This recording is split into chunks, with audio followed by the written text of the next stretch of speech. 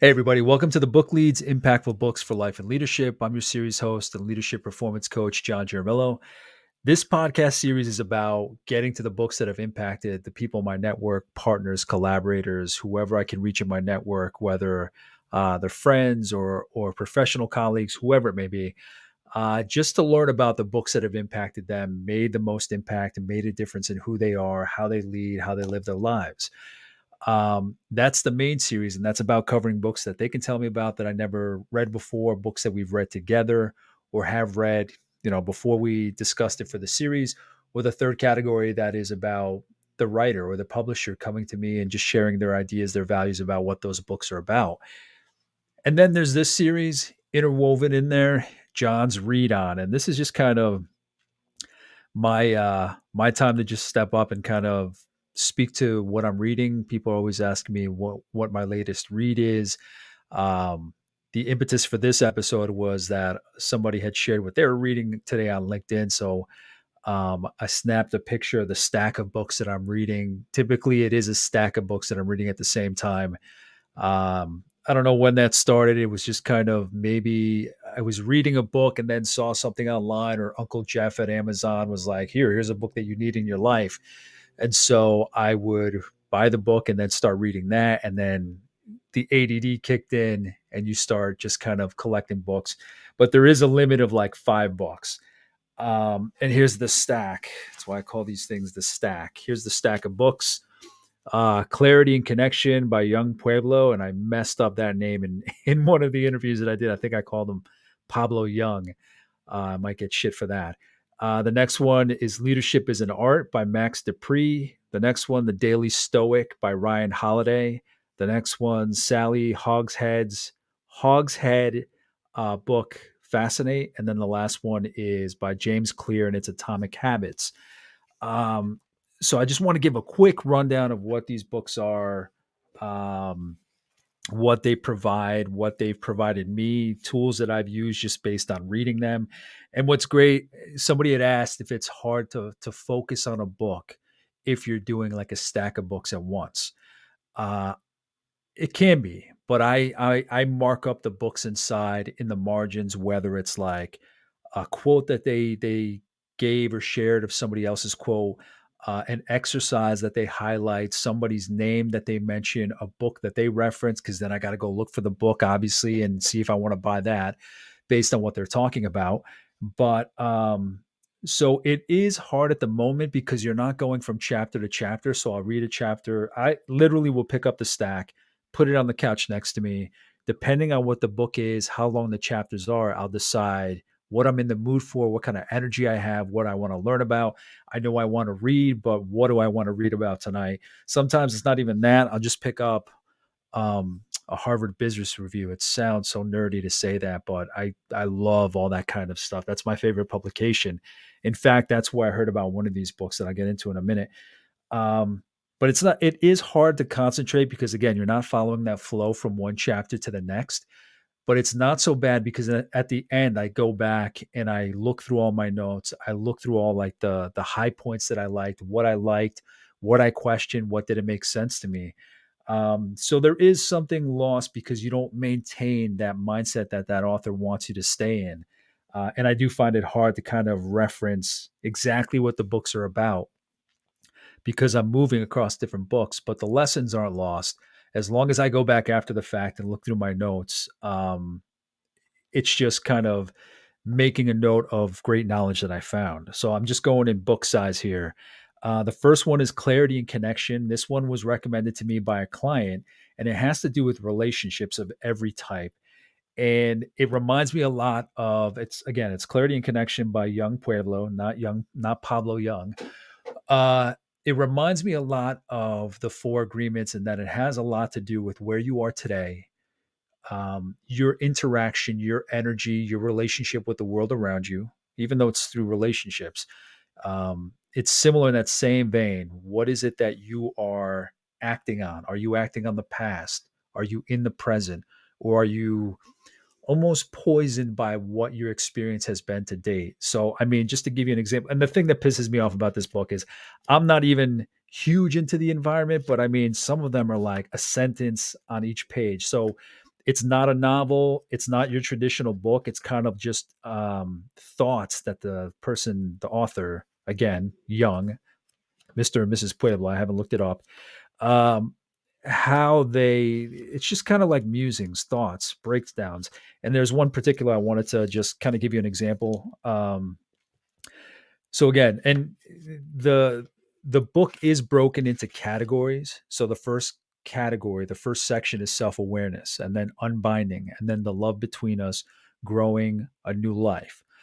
So it's all about just kind of every kind of relationship you may have. And this particular one, I don't know which category it may fall in. I think it's on page 79. So that's unbinding. So it reads like this: the mind attempts to see the world in a way that affirms its conditioning. Our perception takes in the present by categorizing and understanding what is happening through its similarity to the past. This creates a system of repetition that strengthens old patterns. New events are normally not perceived in their full clarity because their similarity to past situations triggers old emotional reactions, which quickly cloud the mind's ability to observe what is happening objectively. We are seeing today and simultaneously feeling all of our yesterdays. If that didn't fucking ring true when I read it, it's just, we talk about mindfulness, being in the present, and it's so tough. It's so tough just because we go through life. Everything you do, you take stock of where you've been. Everything that happens today is going to apply to me, whether it's good or bad. It's something I'm going to keep in that repository. And people may say, you can't do that. You have to let it go. And one of the books that I get into will kind of be that counterbalance to this, where this is kind of like live in your emotion, understand what has happened to you, understand what you're about, and I'll get into what the other one wants. But it's tricky. I think we all come across it where we build the lives, we make our calls going forward based on what we've experienced. I think it's just humanity. If it's it's again, it's our primal coding, it's our primal foundation. If you get hundreds of thousands of years, if you get attacked by an animal, if you get attacked by a warring tribe or a warring, and whatever it may be, if you see that, you're going to keep it in your programming because it's going to help you keep alive, stay alive. And we're in a different place right now. We don't have to worry about that unbridled violence around us.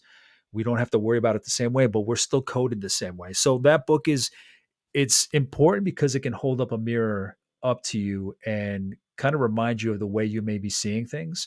So that's important. That's always a great reminder. So again, it's like the four agreements, um, but there are a lot of similarities from page to page. But just I like the fact that it breaks down his different thoughts, even if some of them seem repetitive. You just hearing it a certain way gives you value.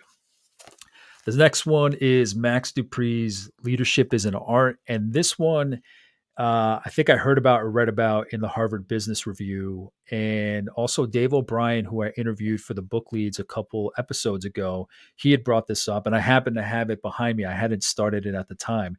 But this is based on Herman Miller, which is a furniture designer, design manufacturing company, storied, decades old. I think yeah, it's one of those GEs, but obviously not on the scale of GE. It's just been around for a very long time, and just reading from the back, Max De Pree is chairman emeritus of Herman Miller Inc., the primary innovator in the furniture business for 60 years, and regularly included it as one of Fortune's 25 most admired companies in the U.S.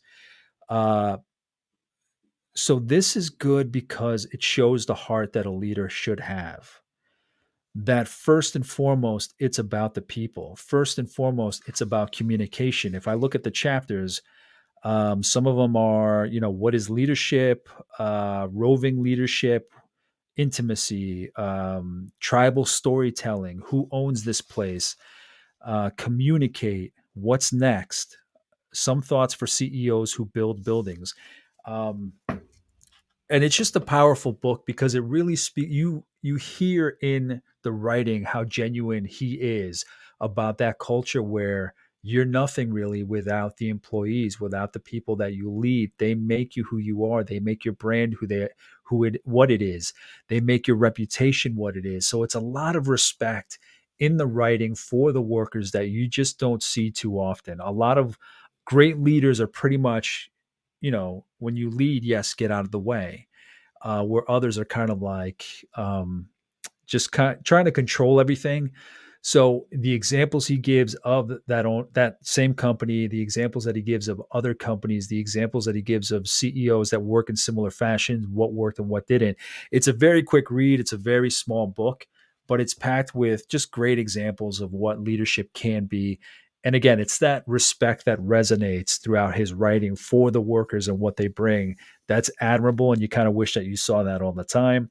The third one is The Daily Stoic by Ryan Holiday. And Holiday is just a big fan. Like, from what I've seen, this is only the second book that I've taken in of his. But from what I've seen, he just has like a big thing. All of his stuff is just covering the Stoics and translating it into language today. So Stoic philosophy generally is pretty much seen as, I mean, the other book of his that I have is The Obstacle is the Way.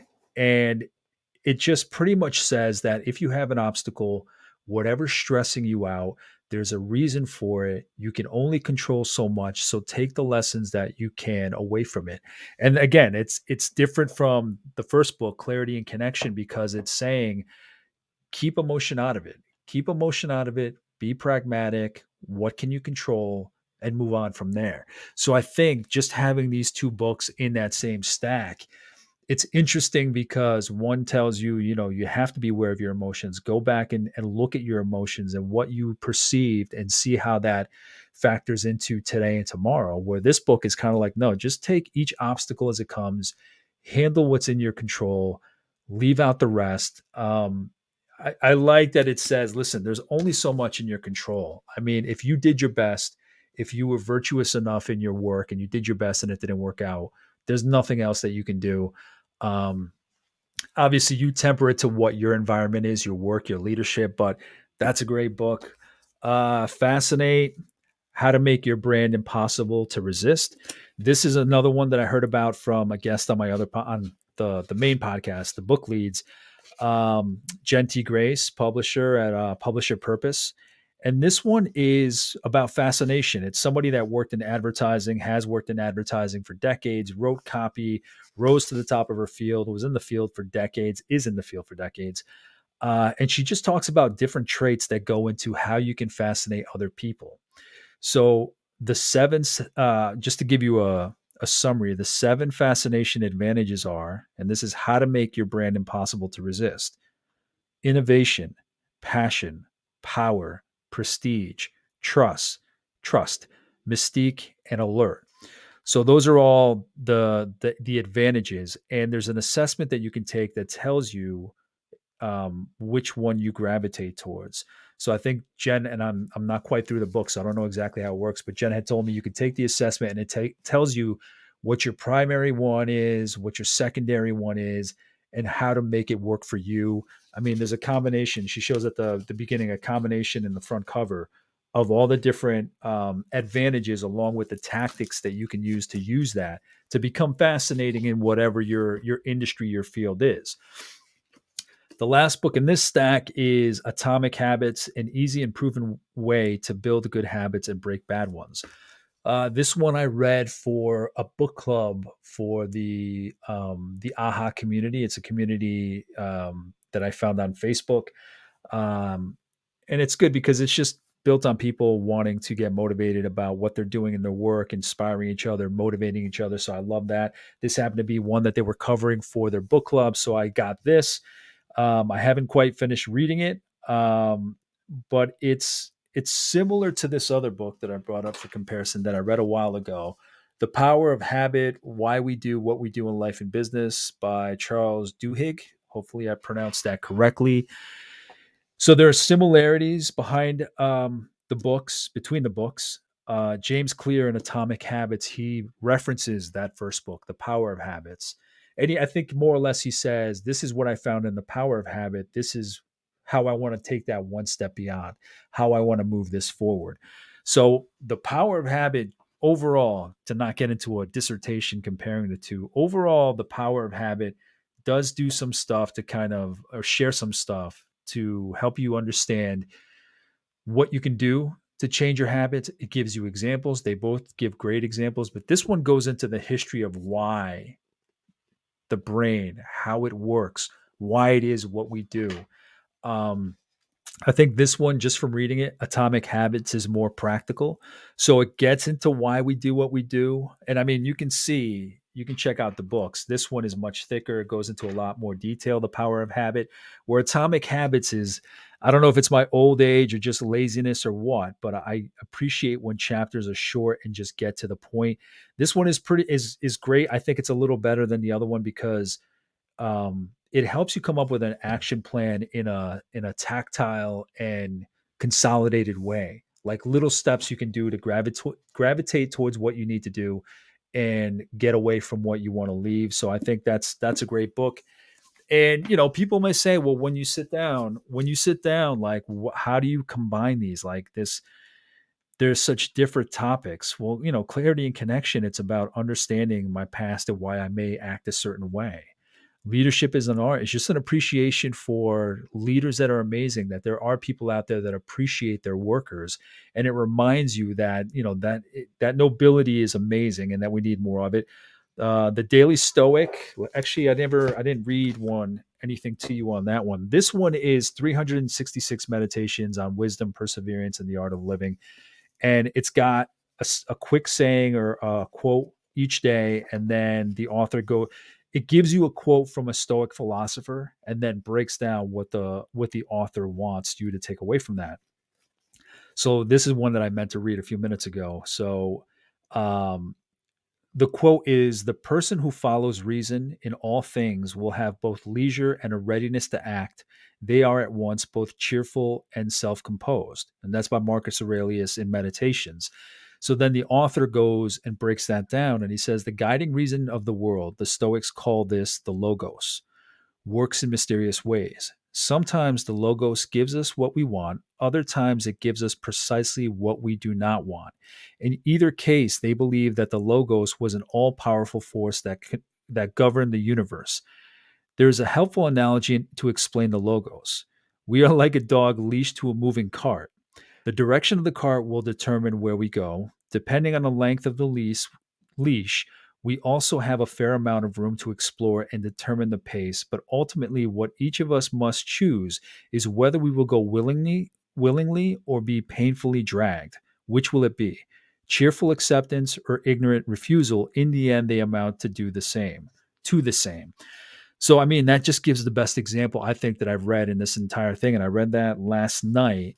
So that just stood out clearly as what this means: Stoic philosophy. You're tied to a car, it's going to take you in that direction no matter what you do. Depending on your leash, the flexibility you have in life, your curiosity to build what you want to build, to do what you want to do, whether you're cognizant that you have that impact, that ability or not. That cart's going in the same direction. You're tied to a leash. Based on the length of that leash, what do you want to do with it? So it's going to take you this way anyway. In the meantime, what are you going to do regardless of where it's going? So that was just amazing. So I read like two of those a day, just to kind of keep that clarity of mind that things are going to happen no matter what. So I'm not, and I'm big into emotional intelligence, but emotional intelligence doesn't it pretty much states that you have to control your emotions so that you don't react in the moment. So I'm big into that because it's almost a combination of these two things. Okay, where we have to feel our emotions. Emotion intelligence, no matter what anybody tells you, doesn't mean that you're training yourself not to feel or to feel less necessarily. Those feelings can still be there, but it's a matter of saying, listen, if I react on this, and it's a split second conversation you have with yourself. If I react in this particular way, it's not going to get me shit. It's not going to change anything. So it doesn't mean you don't have those feelings, but it allows you to say, okay, I sense it. I can suppress it. Let me work with logic, logos, rather than fly off the handle, get emotion involved where it just ratchets up the conversation. So I like that those are a balance of, listen, emotion exists, but at the same time, make sure that you keep your head straight and look at the situation as it is. And the biggest thing is you can only control so much. And I think a lot of our issues stem from the fact that we want to control everything. What I get from Fascinate is just, yeah, branding. Like, how do you fascinate people? What is your strength and how do you coordinate it? So we may think we're effective in the way we communicate, the way we talk with people, the podcasts we put out, the videos we put up. But it helps if you know what it is about you that your strength is, and then how you can go about putting that out there. And it talks about the language you should use, the approach you should use in business. So that's a good one. Again, I haven't finished any of these, but that's a good one. And Atomic Habits, it's like little things, it's a good reminder that if you want to take something on, or if you want to let go of something in your life that's not doing you any good, there are little steps. It doesn't have to be 100% at the same time, all at once, that you have to change yourself. And again, we get in our heads if we don't see um, results in 10 minutes, 20 minutes, all of a sudden we want out. So it's just a good reminder. Listen, make little changes. There's good examples in here. So I highly recommend that. So it's a good balance of all these different topics. And I also, just to close this episode out, I brought in what the next stack is going to be. So the first one I wanted to get was Phil Knight, Shoe Dog. It's the head of Nike, how he established Nike, his story, a memoir. I wanted to get more into like memoirs, just to mix it up a little. I don't think I've read one in a while, so I got that. Let me just show you what that is right there. So I got that Shoe Dog, a memoir by the creator of Nike, Phil Knight. Uh, let's see. And then I ordered this one. So I ordered these two online. So that first one, Shoe Dog, and then this one by Tim Creeder, We Learn Nothing Essays. And I don't have the example of the essay that drew me into this, but I think it was something that was referenced in a journal that I was reading, or something else, and it just referenced one of his essays. There's one that really blew up, so I wanted to see like what else he was about. Um, and just off the back of the book cover, it says, "In We Learn Nothing, satirical cartoonist," right there, satirical. You got me right away. Satirical cartoonist Tim Kreider turns his funny, brutally honest eye to the dark truths of the human condition, asking big questions about human-sized problems. What if you survive a brush with death and it doesn't change you? Why do we fall in love with people we don't even like? How do you react when someone you've known for years unexpectedly changes genders? I mean, this is all over the place, but we'll see. I mean, I look at it as satirical, thinking that it may not be heavy, and it may be heavy. Maybe when I go to read, maybe when I read this stack, maybe this is one of the books where on particular nights I'm like, no, I don't want to read that. It's just a bit too heavy, but that's what it's for. So, and then I went to Barnes and Noble. Once I remembered where that place was, I just wanted to get a look at different books instead of searching for stuff on Amazon. So I found this book, which is sounds interesting. A little book of psychology, and it goes through. It's almost like profiles on the scientists that came up with which ideas. So this will be like the other book, Clarity and Connection, where I just kind of pick a story. I did that with Tools of Titans by Tim Ferriss. I didn't read that in one sitting. Every day I would just pick a profile and read just to kind of get motivated, just to get new ideas, fresh perspectives. So I think that's one of these where I'll just read a profile a day, learn something new about psychology and the doctor or the person that came up with it. And then the final one, I've heard about her for years in the business world, as well as her work in Connecticut. Um, Indra Nuyi's My Life in Full, Work, Family, and Our Future. She's the former chairman and CEO of Pepsi. I've just seen her profiled everywhere, like in the newspapers, stories written about what she's done in business and what she does for her community. And I think that'll be a good mix. A founder of a company in Shoe Dog, Phil Knight, and then a woman of color that became chairman and CEO of Pepsi, just to get that different perspective. So that's the next stack. I'm going to see if I can finish this stack and not cross the streams on this one.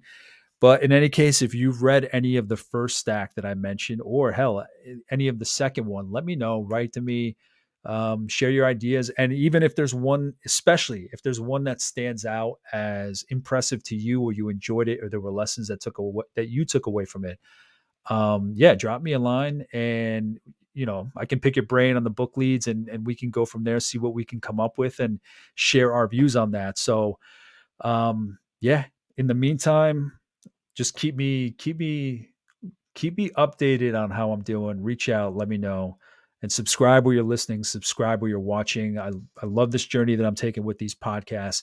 I like this series. The fact that I can talk for 25 minutes and not pass out. You're watching a miracle in progress. So, in any case, thank you so much for watching, and I'll talk to you soon. All right. Bye.